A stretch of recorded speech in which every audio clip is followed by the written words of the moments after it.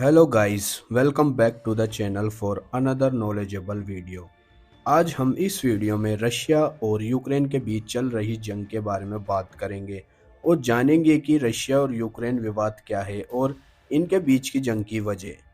चलो वीडियो को शुरू करते हैं। यूक्रेन 1991 से पहले सोवियत संघ का हिस्सा रहा था, लेकिन 25 दिसंबर 1991 को सोवियत संघ टूट का शिकार हो गया। इससे अलग होकर 15 नए देश बने। ये देश थे Ukraine, Armenia, Azerbaijan, Belarus, Estonia, Georgia, Kazakhstan, Kyrgyzstan, Latvia, Lithuania, Moldova, Russia, Tajikistan, Turkmenistan और उज़्बेकिस्तान थे।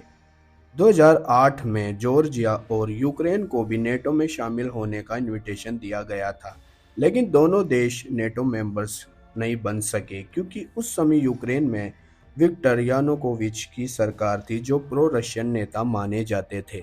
2008 में जब नेटो की तरफ से यूक्रेन को मेंबरशिप की पेशकश हुई, उस वक्त रूसी प्रेसिडेंट पुतिन ने इसका विरोध किया था। दरअसल पुतिन को ये चिंता सता रही थी कि अगर यूक्रेन नेटो में जाता है तो फ्यूचर में नेटो कंट्रीज के हथियार यूक्रेन में लगाए जा सकते हैं, जो आगे चलकर रूस के लिए खतरा बन सकते हैं। लेकिन साल 2014 में एक बार फिर रशिया और यूक्रेन के बीच विवाद बढ़ जाता है और क्रीमिया में रशिया दाखिल होकर क्रीमिया पर कब्जा कर रशिया में शामिल कर लेता है और उस वक्त युद्ध खत्म करने के लिए रशिया और यूक्रेन के बीच सीज फायर के लिए एक एग्रीमेंट हो जाता है।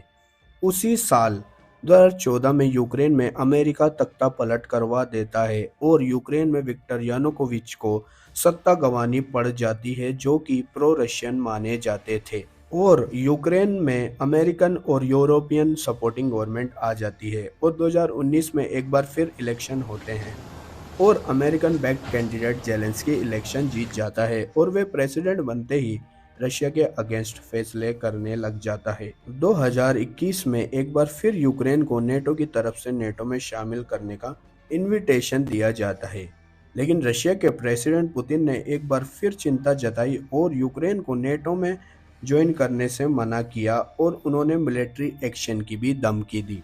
और उस टाइम रशिया ने धीरे धीरे यूक्रेन के साथ लगी बॉर्डर पर सेना जमा करना चालू कर दी, पर रशिया यूक्रेन पर हमला करने से इनकार करता रहा और यूक्रेन और रशिया के बीच पीस डील की बहुत कोशिश हुई, लेकिन पीस डील ना हो सकी और 24 फरवरी 2022 में रशिया और यूक्रेन के बीच जंग की शुरुआत हो जाती है।